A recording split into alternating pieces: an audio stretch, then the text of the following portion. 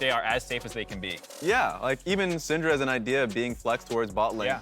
Because like Syndra versus Aphelios and Thresh in general, a lot of the times, it's just a really aggro lane. And so that's probably going to be what Evil Geniuses are going to for a very safe bot side. Right, Raz and I were talking earlier about how we think that Dignitas will potentially win this game. We weren't very confident in their solo lane, and it seems like EG isn't very confident in their solo lanes carrying as well, considering all 3 of their bans are targeted towards their bot lane right now. So to me, that kind of shows that, hey, we don't care what you pick top, we don't care what you pick mid, we're gonna win through that no matter what you do, but we do care what happens bottom. And when they ban these champions, it makes it like, you have to play lane now. If you pick Ziggs or Syndra, you can kind of dodge the laning because they're different laners, and Kalisa's a really strong laner. So they're really gonna put the test to Neo now to see if they can stick up. Yeah, despite that test that they're trying to put forth, Dignitas really showing some of their most powerful picks coming to the table here. Yeah, and so I'm a little bit surprised that we got a blind Diana simply because another win con that Dignitas had was surprisingly Akaadian. Akaadian had a really strong second half of that summer split there for Dignitas. So I want the best matchup humanly there for him. I know that they want to just pick Diana because she is a strong team fighter, but now Contracts can kind of counter-pick that matchup with an AD jungler that can win out in the 2v2 with mid. So I think Jiizuke and Contracts are set up to succeed here. Yeah, I think also when we talk about the bot lane being a focus, Varus Thresh is pretty safe lane for EG, and it did force also Dignitas to pick up the Aphelios, because you don't want to give Thresh Aphelios, but then that's also not a super aggressive lane. As strong of a laner as Aphelios can be, Aphelios Braum is not like all-inning you 24/7 and killing you over and over. You know, ask the AD carries out there in the LCS, and a lot of the times, like, if you're asking them whether they want to play Aphelios without that protection of a Thresh, and a lot of the comps that you're building here, especially Dignitas throughout the split, hasn't been protection-based comps. They have been dive comps. Yep. So yeah, that is a big risk in almost every respect. So it's going to be a lot of pressure there on Neo, because we haven't even seen the full comp from EG just yet. At the very least, like, Braum is a pretty safe defender towards Aphelios. Like, yes, he doesn't have a lantern, but he provides a lot more protection outside that. He literally blocks skill shots. He gives a lot of CC and stun that's actually, like, you can't miss his attack on someone, right? Like, you attack him, you mark him to get stunned. You can't miss that. You can miss a Thresh hook, you can miss your Flay, you technically can miss your ultimate, I guess.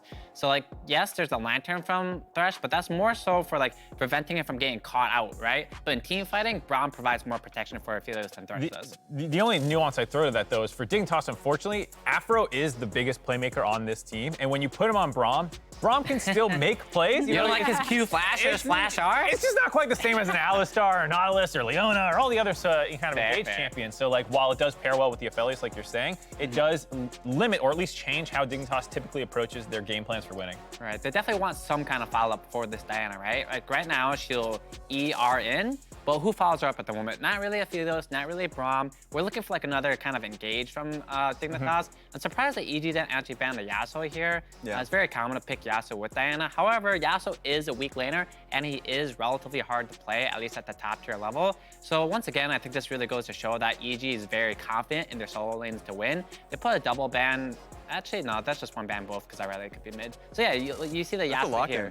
Yeah, you called his name, and here he is, Yasuo getting locked in for the Dignitas side, Raz. Yeah, so he does have the knockup from the Diana, so that's going to be how they're going to be framing it. Braum has a mini knockup. There we go, so Braum as well. So, like, they've played this a bit within the season, and so, like, that at least they have that. But remember, this is still blind. This is still a blind Yasuo, but picking Twisted Fate into the Yasuo That's a massive disrespect. You have two walls/shields that block the entirety of your kit. Braum shield blocks the entirety of your kit. Wind wall blocks the entirety of your kit. That is some ego picking right there. While that's cool for him, I want to see him get punished for this. If Dignitas were to win the game, that's right here. And it's really weird, too, because they have to do it with a blind top laner. Like, if you saw their top laner and you went the TF counterpick top, that would make sense to me, even if the Yasuo was shown earlier, but you don't even know what you're picking it into top lane. And we already talked about how hard it is for Braum. It's not really giving EG that many clear avenues right now, assuming FakeGod has a good pick right now into the set. I will say, though, out of lane, Twisted Fate still does provide a lot. Malfight. If you see that, then that's great. But, like, once again, like, Aphelios largely unprotected. The Twisted Fate is still gonna, like, lock him at, or at least gonna be focused on him, like, before fights. Sett is another threat that he's gonna have to deal with. And also, I see Twisted Fate and Lee Sin being an answer, as the GP, being an answer to the Diana. I'm expecting Contracts to be a lot more enabled in this game, and I want him to invade a little bit more. With Twisted Fate hitting 6, I think that's gonna be the strategy. Ah, man. I was screaming out Malphite because, one, he's one of my favorite champions to play. Full AP just Wow. more clear. Yeah. I wouldn't go full AP here if I were to pick Malphite, but I actually think he's really strong against the TF and Varus. They literally can't dodge his ultimate if the flash is gone. You hit that. Ladies and gentlemen, welcome to the playoffs. It's time for the best of fives. It's time for those huge moments. My name is Captain Flowers. I am joined by Mr. Kobe here for our first series of playoffs. Evil Geniuses going head-to-head with Dignitas. Let's go! Light show and everything, my friend. Oh, quick. We're there. They're We're gonna there. show Gotta our look lower half. Yeah, we got to have half-decent posture for the first 10 seconds or something. Ooh, we got a possible level one here with a wraparound, looking for the top laner here for Dignitas, trying to blow some summoners off of Impact, but Impact not going to be caught by this. Oh, he's just doing some crunches in the river, man. Just making sure he's in shape, got the blood pumping, ready for this top lane matchup here. I'm excited for it, He's man. got to get his playoff spot here.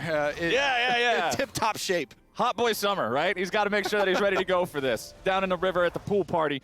Doesn't look like anybody's going to be doing a whole lot here at level 1. Now, though, that attempt up there in the top side will be about the only bit of flavor that we're seeing. And now everybody's going to their normal starting spots. Looks like we're going to have both these junglers here starting on the bottom side of the map. And we are going to look a lot at Evil Geniuses for some of the early moves here. Biggest thing to me is when they've been subbing in and out with Contracts and Svenskeren, they generally use Contracts when they want to do a lot of early game playmaking and proactive moves here. And that is just further emphasized by the team comp that they've chosen to go for here. Dig have this big Wombo combo, EG, with Twisted Fate in the middle here for Jiizuke and Contracts in the lineup. They want to play off a lot of these early skirmishes, play the map, spread out Dignitas, and see if they can get some early leads in multiple lanes. And as y'all just saw pop up on the bottom of your screen, we're back in the studio. The players are back in the studio, and that means ProView is back on your own screens. Remember that we have a free ProView matchup every game, and now that we're into best of 5 series, that free matchup will change for each game in the series. Here in game number 1, it will be focused on the bot laners, Danny versus Neo, so be sure to check that one out if you're interested in stepping up your marksman game. Speaking of which, already some trading back and forth here at level 1, as neither one of these sides is going to have their jungler near them anytime soon, so they can afford to trade blows back and forth. Yeah, both of them looking topside, and Contracts on the Lee Sin, so one of the quickest routes you can do is red into Raptors towards topside to get a very fast level 3. I'm curious to see if Contracts really does want to start stuff up here against FakeGod in this GP matchup. You know, Impact has been such a strong point for EG. Sett there with the passive is able to get off enough autos to take down the ward as well, so denies the vision for FakeGod, and he's going to be playing a little bit more scared, a little bit more blind. Okay, nice hook from Ignar here back in bottom lane. Aphromoo getting pulled in, throws up the shield to make sure he doesn't take any more unnecessary damage as Neo kites backwards. Danny takes a bit of damage on the very back end of things. We've got ourselves a pause, but it's before we really get to see things take much shape here in the early game. Junglers are just now getting done with those second buffs. Yeah. They're both on the top side of the map. It's just about Scuttlecrab. We just got to pottery class, and we're sitting with lumps of clay here on the spinning board. We haven't even got to move the thing We yet. just put one finger in. Dead Patrick Swayze isn't even in the building. There's probably only like 10% of the audience that gets that joke because that movie's from the 80s. But hey, for those of you that are in that 10%, I appreciate it. I just want to say that I laughed because I'm a supportive co-caster, and I still, even being of the age where I should know what that reference is, I don't. I don't. It's to the movie Ghost, where Patrick Swayze is a ghost, and at one point he does pottery. Yeah, I'm going to continue to smile and nod here and I just continue to explained what support it you. is. Come on, it's not that. God bless it, man. Now I'm the boomer. Oh, well. Anyway, back to my pottery analogy where we're still trying to form something here. Right. I do think Evil Geniuses have started to, mold it a little bit up towards that top side. Bottom side, their Varus Thresh lane pushing very early and easily for themselves is going to have that priority. Jiizuke, by the way, no matter whose pro view on EG's side you look at, you get to see his chat. So. Yes, you'll always get Jiizuke So feel chat, free. which is considered one of the 8 wonders of the world at this point, I'm pretty sure. The man's pro view is incredibly entertaining. And honestly, I love seeing him on a champ like Twisted Fate here in this game. I always want to see him on playmakers. I want to see him on something that makes the first move. And that is kind of what I was building up to towards the early molding here from EG. Twisted Fate, Gold Card plus Lee Sin is just such a a fun combo, so, speaking from a jungler's point of view. Yeah. Very, very easy to pull off. It removes a lot of the work, that Lee Sin will normally have to do. So, there are definitely some pressure points here that EG want to work off of. And considering they do have the confidence to start contracts in game number 1 versus Dignitas here, that's what I really want to see. Because for Dig on their side, Akaadian has been a big star, and their bottom lane is the other area that people have been looking at for them to try and make moves. Right. Dignitas' solo lanes, I think most people would agree, are among the weakest in the LCS. They are not a point that the team reliably can play around, but we've seen pop off from Neo. We've seen some of that playmaking that is just so iconic for Aphromoo that the desk was talking about saying, putting him on Braum, it can make you a little bit concerned. And then having Akaadian step up in the jungle too, that's what I want to see. That bot lane focus that you're talking about, play around them, try to win through that. But up against a squad with a Twisted Fate, it's always so hard because he can always be that extra man changing the fight. Yeah, I think that's part of the reason that Dignitas decided to draft like this. They drafted a giant team comp here for Wombo combo. The Diana Yasuo makes it so Yusui doesn't have to really hit skill shots. You just wait for Diana. Just let Diana do it. Get the knockup for you, or in the case that they're engaging on your team, the Braum can get it for you, and you can do it there. But then, boom. Yasuo can come from half a screen away with the ultimate, and then your point-blank range should be able to capitalize. Plus, Yasuo's wind wall can do a lot to protect Aphelios from the Twisted Fate, from the enemy Varus, from Lee Sin Qs and similar things, right? You also have Gangplank able to call down that ultimate on top of Aphelios if he gets dived. So Dignitas with a lot of tools to be able to protect this late-game carry. I like what Contracts has done here. As we mentioned, one of the early route for Red into Raptors just going topside, he gets double scuttle by virtue of his bottom lane pushing by themselves that we talked about, having the Twisted Fate pressure in mid lane versus melee matchup here with Yasuo, Jiizuke doing a good job shoving that up. And so as a jungler, when you're given these tools of having multiple pushing lanes for yourself, you need to be able to navigate your route to secure the double scuttle crab like this. Akaadian, for his credit though, he knows. Right. We're losing the push on all the lanes on both sides, so he doesn't even try and poke his head out towards one of the scuttle crabs. He just full clears and then goes bot.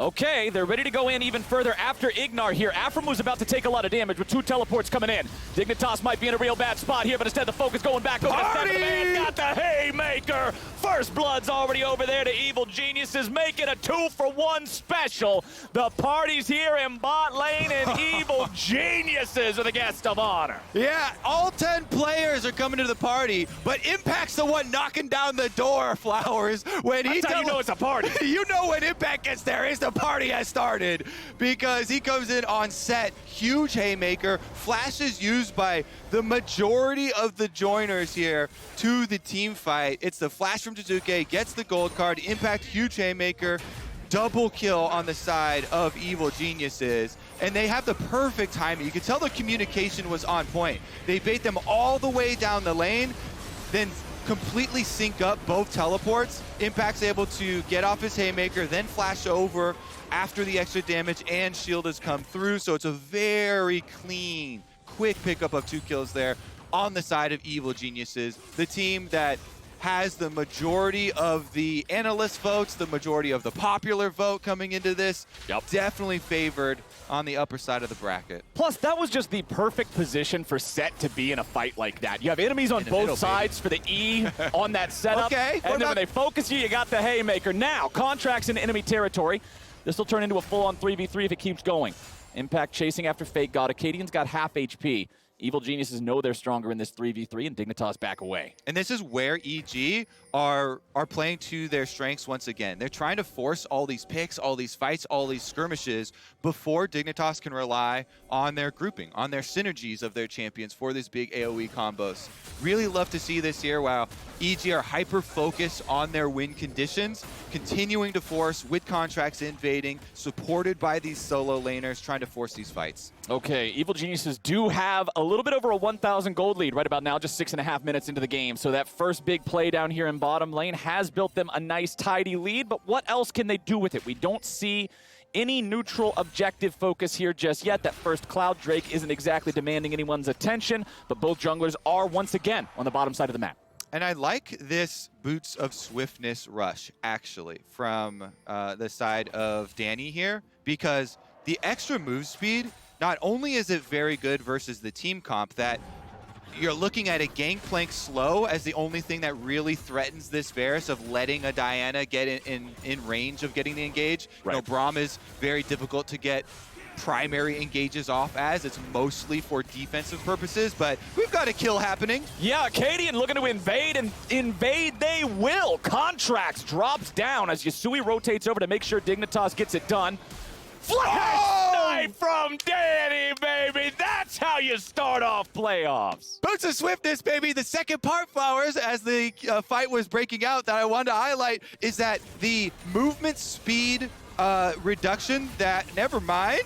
We got another fight. I'm sorry, Kobe. They don't want you to be making these points. Ignar's about to die. He has to flash away. Danny's going to try to stand and kite it out now. Aphromoo gets dragged in by the death sentence, and Contract is ready to join up and keep this one going. Neo and Aphromoo want to get away. Remember, no flashes available on either one of the Dignitas bottom lane duo. Neo's going to be your first target with an arrow finding its way into Aphromoo's back. Ignar steps forward. Sonic Wave, resonating strike, but it's not enough. Aphromoo lives, but it's still Evil Genius's game. This is why Danny made it onto the second team All-Pro LCS. Akaadian wants another kill on Contracts, though. Oh, and he flashes to guarantee that he gets it. But now, does he have a way out? Gangplank ulti summoned on top of him to make sure that he's able to get back even further. Exhaust down onto Danny. Aphromoo getting away. Danny looking to make it a second snipe this game. It's not strong enough, though, and Aphro will just barely get out. I'll just say it quickly. The Boots of Swiftness reduction on slows applies to self-applied slows as well. So if you buy them on Vi, your Q charge up, you can walk around a bit quicker with it as well.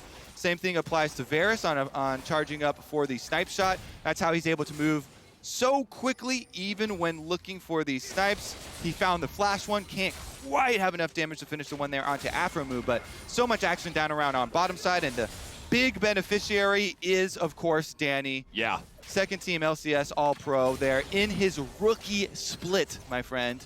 And he's building towards the lethality, and he's got the stopwatch in inventory. This is so big because as that threat, as that 100% kill participation here so far, they're going to want to focus him, and that can just completely turn the tide. Especially if you've been flashing forward here to look for kills and you don't have any defensive summoners left. He's going to be relying on the stopwatch and the Thresh Lantern. It's even more utility when you have things on your team like a Thresh Dark Passage to be able to play off of, because you can just buy time if Ignar's not quite there in the moment. It gives him some time to get into position and try and get you out of a bad situation. Okay, so Dignitas with Aphromoo up here in the top lane, looking to make sure FakeGod's able to get this shoved up and reset things here against Impact, but he will clear out the wave there. Everything's just fine. Rift Herald started up by Dig. We'll see if Evil Geniuses wants to try to contest this. Their support is here as well. Contract's looking for maybe an opportunity up here in the top lane. Looks like Dig's just going to get the Rift Herald free of charge. The EG are slowly bringing up their bottom lane, so if they don't get here in time, big losses. Okay, well, they've already found the play onto FakeGod, who gets over the wall. Contracts wants to follow him, kicks him right back out there, but FakeGod is still alive. Ignar might be able to secure this one, goes into a stasis of his own, and Dignitas will just be massacred. Yeah, so we're about to point out, if they don't get there in time, then big losses, because guess what? They committed Neo to the bottom side for Dignitas, but EG do get there in time. They don't care that the Rift Herald was already picked up, because they'll take 4 extra kills, Flowers. 8-2 now.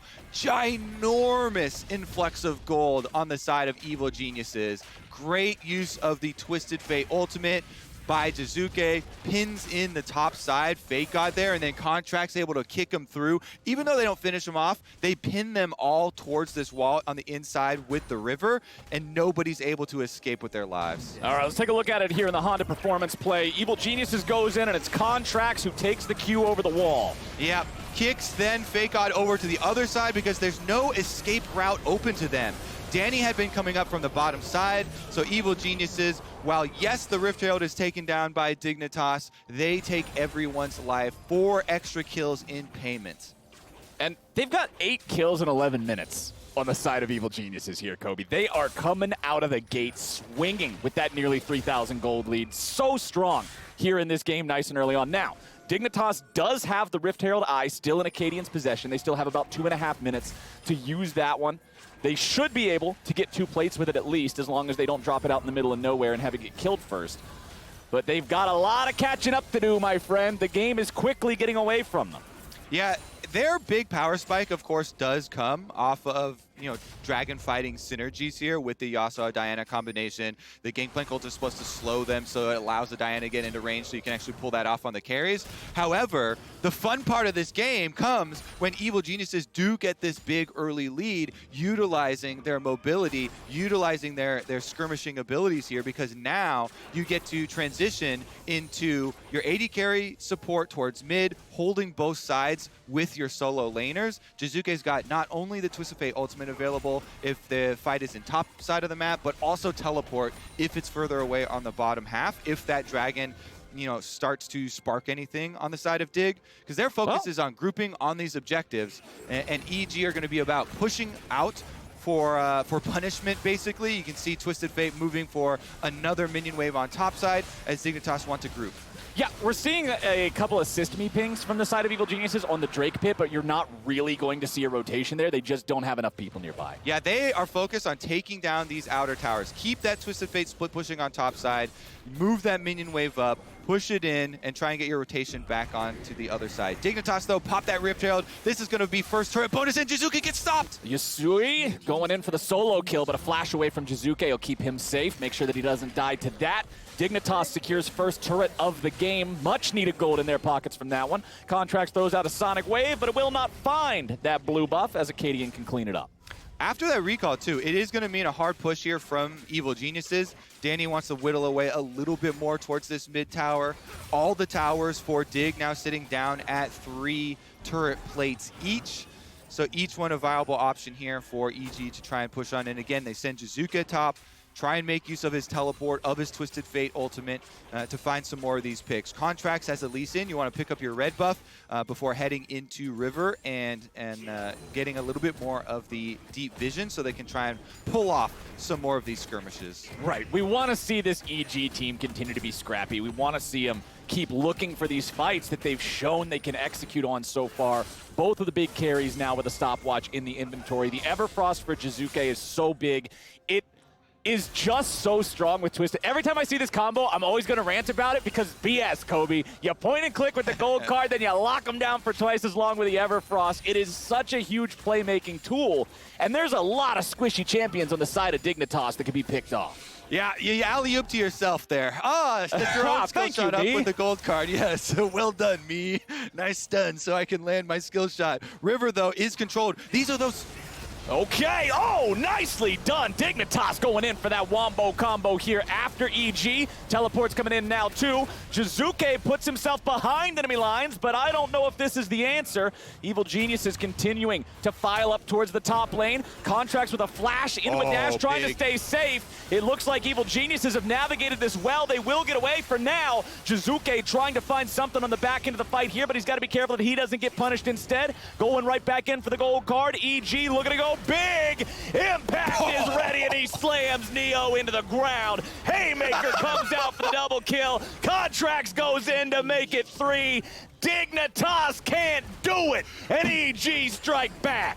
Flowers, the party animal has arrived! Impact, he had no teleport. So if you're watching the mini-map, this man ran a marathon all the way up the river to get here. And when he finally does, it is a big, big show. Impact even gonna flex on him afterwards, pulling off the crunches. He finally gets there. He flashes in for the ultimate. Evil Geniuses are able to kite out Dignitas long enough. Again, this is 2 plays where EG bait Dig down the entire lane.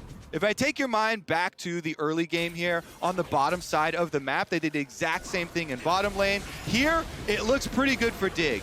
And you don't blame them for going for this. They're trying to make use of their wombo combo. They catch 3 in the river. They don't have the chase to make it worthwhile here. And we talked about in their team comp, they don't have other great hard engage options once their combo is used with Diana Yasuo, and they just barely can't catch the rest of the members of EG.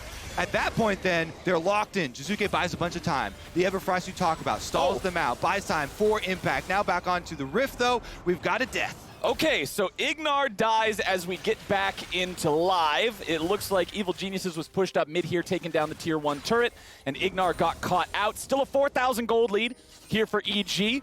Dignitas' current current advantage, excuse me, in the game is having that one Drake lead, but hey, the second one's about to spawn here in under 60 seconds, and Dignitas know how far behind they are. That was it was such a critical breaking point there, because if Dignitas are able to complete that pick on the 3 members in River, they gain complete map control and the rewards would be huge. Then they take down your outer towers, then you get your influx of gold, then all of a sudden, you're the team fight composition that has the capabilities of forcing consecutive fights on dragons. You just deathball them. Exactly, and they could try and continue to stack off dragons. But because EG make the critical escape there, you saw Contracts with his safeguard away, then he barely dodges out on the Q from Braum. That was critical, not letting the slow land on him, not letting that passive stack up, and they just barely are able to escape the clutches of Dignitas.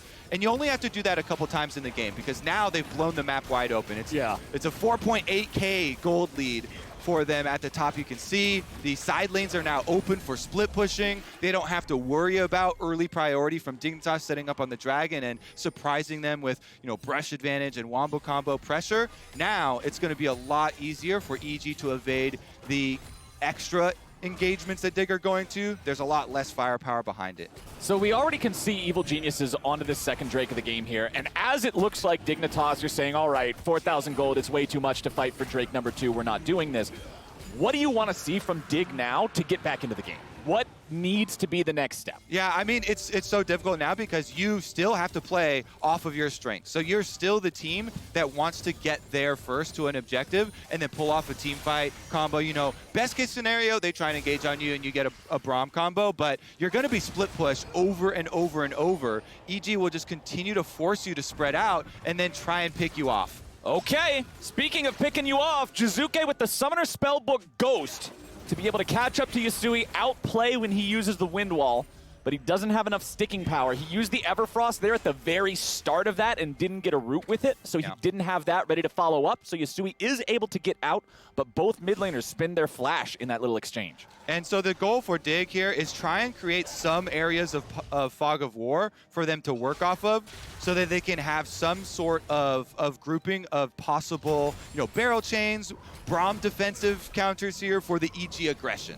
Is EG are going to try and push all 3 lanes, spread you out, continue to increase their gold lead, and Dig will have to pinpoint an area to strike with multiple members. And rapid fire cannon completed for Jiizuke now. One of the, I talked about it a little bit last week, how interesting I think this itemization choice is, just because there's so little of this type of itemization, strictly playing for, hey, this passive enables me even though all the stats I don't care about. Utility, right? baby. Yeah, it's Dota itemization in League of Legends. We don't care about the stats, we just want what it does for my character, and that's really cool. I love to see players, especially when you're playing this role for your team of setting up these picks and being the madman who gets it rolling like Jiizuke does. I really like this here.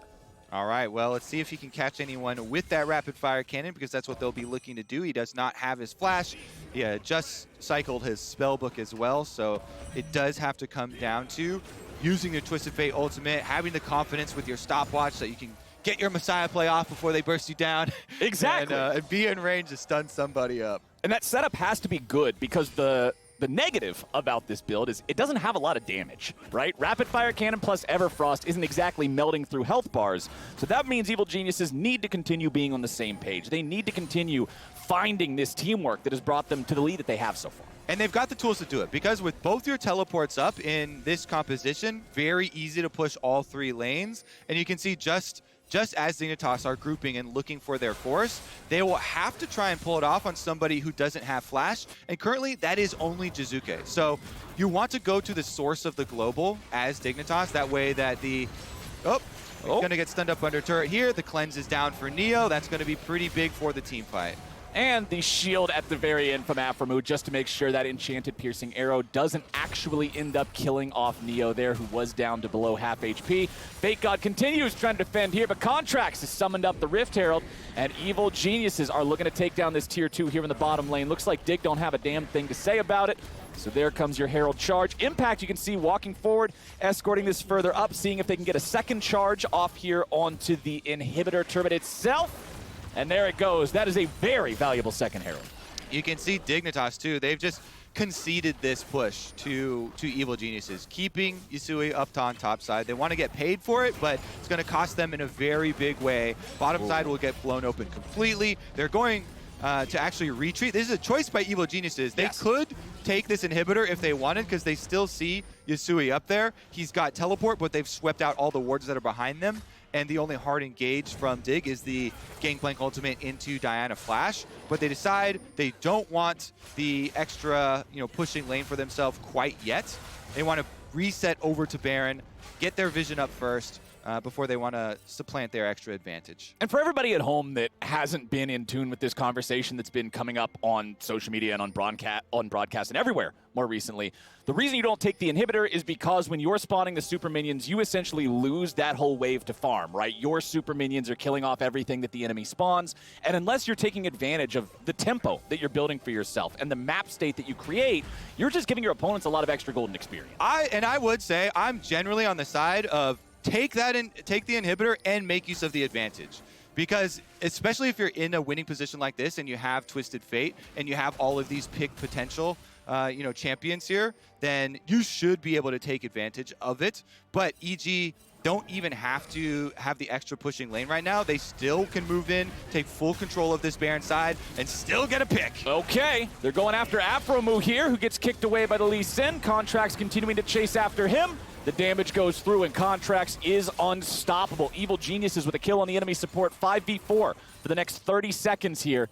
They could push up to take this tier 2 in the top lane, but the pings are on the Baron pit.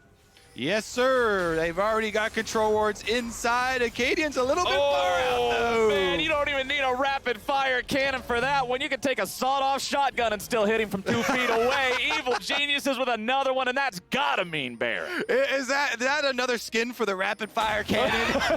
Either you get the big old range in there, or you just teleport on their face, Everfrost down, and they don't need any range. They've got all the damage. EG will get the Baron. They will be able to reset, get inside the base. They've already exposed bottom inhibitor, so they'll be able to take down most of the Dignitas defensive after this, at least for the side of Dignitas. Neo got the Scuttle Crab. I wonder if they are going to try and just bum rush this Dragon down. 6k health and counting. Since he does have Chakrams, he should be able to burn. Yeah, the Dragon's dropping very quickly here. But can they get out afterwards? That's the question, right? Evil Geniuses isn't here to take the Drake. They're here to take Dignitas. Danny continuing to step forward. A lot of damage down onto Neo, who doesn't have a flash to get over the wall. The man is dead. Impacts on a rampage, and Contracts continues chasing further. Aphromoo separated from the rest of the team, but he will not be seen. He gets away. Dignitas down 8,000 gold. Evil Geniuses wearing purple for the next 2.5 minutes. It looks all but over. Yeah, my friend. They're wasting no time either, Flowers. Evil Geniuses want to speed run this thing. They've got the Baron, so they're going to continue to push. They cancel the extra recall there, so just using the teleport for Jiizuke up to top side of the map to get all 3 lanes pushing.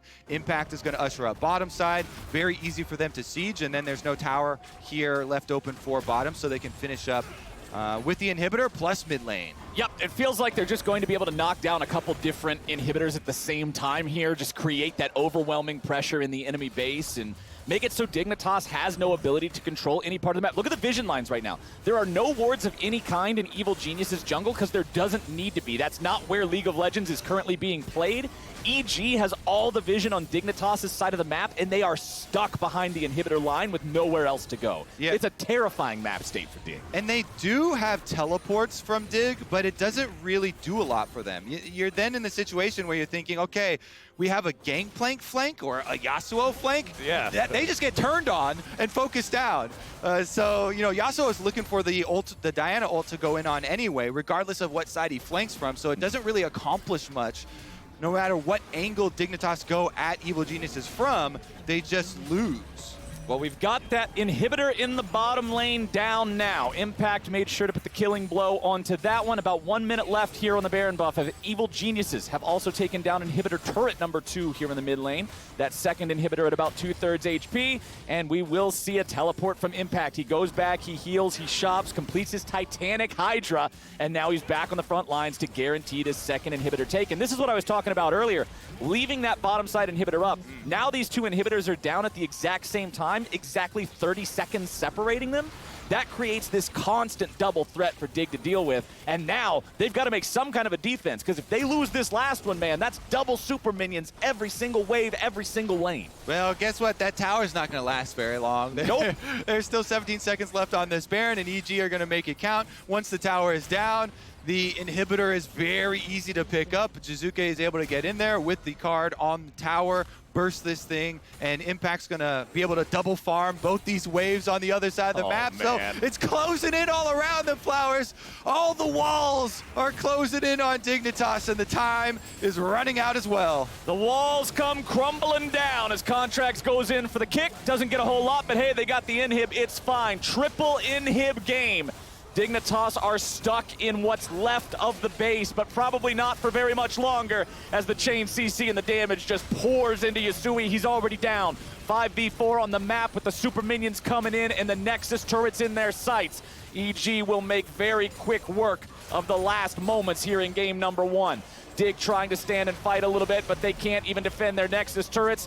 Impact will take a couple of auto attacks here as Akaadian goes in, finds the ulti only onto Contracts, and with that out of the way, it's surely completely over now. Neo's exhausted, trying to find a little bit of damage, but Impact again just has no fear. He's all the way on the steps of the enemy fountain. He will finally die for the first time this game. But I will always trade my top laner for the enemy Nexus, and Evil Geniuses slams game 1.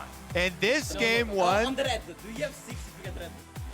Okay, if you get 6 if you get red. You know, it's a fun time when you get to joke immediately afterward about how many kills each player is getting. Spirits are high. How your fountain dives are going. Because if you've been watching the end of the summer split, this game is very indicative of how this summer split has gone. Evil Geniuses, one of the most, if not the most terrifying team in the league, on a tear at the end of the summer split, and just for the majority of it.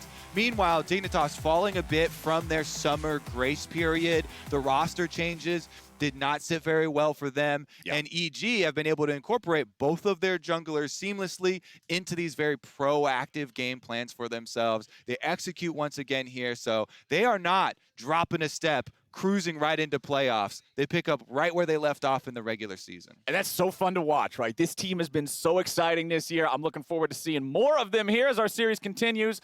But a quick word here, if you are on the fence about getting vaccinated, remember, that's the stuff that helps us get back to a normal world. That's the stuff that helps us get back to a point where we don't have to cancel the final show, where we can see all y'all there again, where we can put butts, not just in the seats here. I want butts in every seat. I don't want to see a chair in the whole damn country ain't got a butt in it. I want dancing butts. I want we just need a world full of butts occupying chairs, and the best way to do it's get a shot. You did it when you were in kindergarten, and you can do it again now. Get your butts back in them damn seats. Let's do it together. Fight COVID-19. Get yourself a vaccine. You can see here on the screen.